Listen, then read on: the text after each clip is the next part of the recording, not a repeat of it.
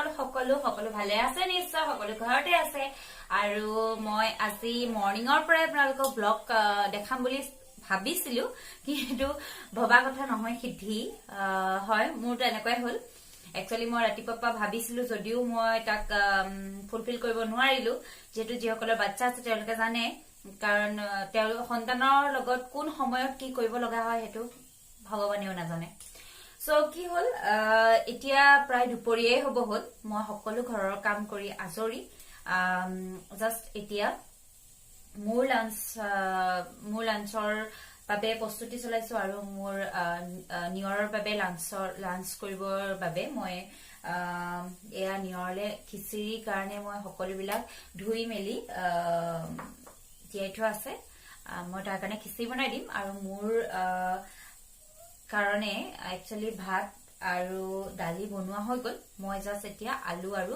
ডিমৰ এখন সবজি বনাম যিখন আপোনালোকৰ লগত মই শেয়াৰ কৰিবলৈ চেষ্টা কৰিম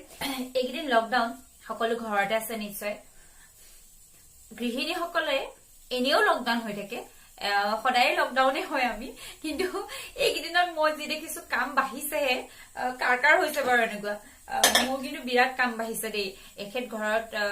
এখেত ইমাৰ্জেন্সি সাৰ্ভিসত পৰে তেওঁ যাব লগা হয় আৰু মই নিয়ৰৰ কাৰণে আহক মই খিচিৰিখিনি পাতি লওঁ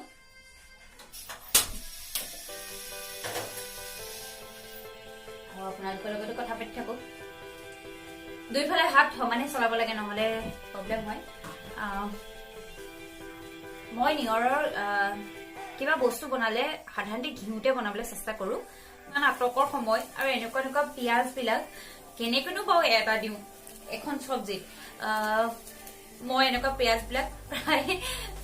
দুফাল কৰি দুখন সবজিত দিম কি হলো এতিয়া পাবলে নাই গতিকে নাই মুমাইতকে কণা মুমাই ভাল অকমান দি খুৱাই ভাল আপোনালোকে হেয়া ফলো কৰক তেনেকে কাৰণ ধেৰ এগাল বনাই খোৱাতকে যেতিয়া একেবাৰে নাইকিয়া হৈ যাব তেতিয়াতো একোৱে নাথাকিব গতিকে আছে যেতিয়া অলপ কমাই সকলোৰে ব্যৱহাৰ কৰক এয়া মোৰ সবজিৰ কাৰণে কেৰাহীত মই তেল দি লৈছো এতিয়া তাত দিম মই পিয়াজ আগতে সঁচাকে বহুত মিছ কৰো মায়ে বহুত ধুনীয়া বনায় আৰু লগতে দিম আদা নহৰু পেষ্ট অকলশৰে এজনী মানুহৰ কাৰণে বনাবলৈ ইমান এটা মন নাযায় তথাপিতো খাবৰ কাৰণেতো বনাবই লাগিব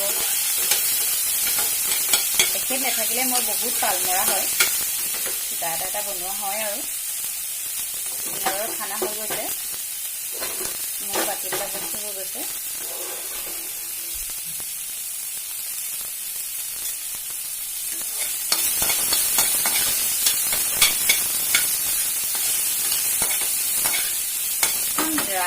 ড্ৰাই সবজিৰ নিচিনা হ'ব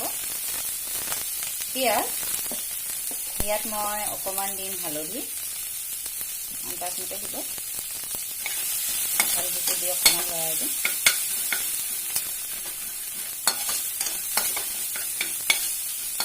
তেল বহুত কম ব্যৱহাৰ কৰোঁ দেই মই বহুত কম তেলত যিমান পাৰোঁ সিমান কম তেলত মই ৰান্ধিবলৈ চাওঁ আৰু ইয়াত মই যিটো কিচেন কিং মছলাটো ব্যৱহাৰ কৰিছো অকমান এইখিনি হৈ গৈছে এতিয়া ইয়াত মই যিখিনি আলু ৰাখিছিলো সেই আলুখিনি বইল কৰি ৰখা আলুখিনি মই ইয়াত দি দিম বৰ ধুনীয়া এটা গোন্ধ আহে আলুখিনি মই দি দিলো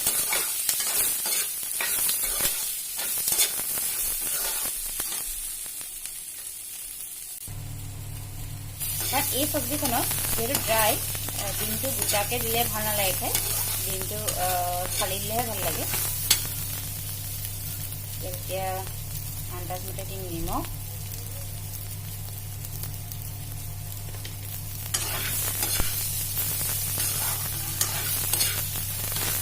আৰু খুব পটাপট হয় আলহী আহিলেও আপোনালোকে পটাপট বনাই দিব পাৰে চবজি এতিয়া অকণমান দেৰি ঢাকি দিম এয়া মই ঢাকি দিলো প্ৰায় 5 মিনিট মানৰ কাৰণে ঢাকি দি ৰাখিব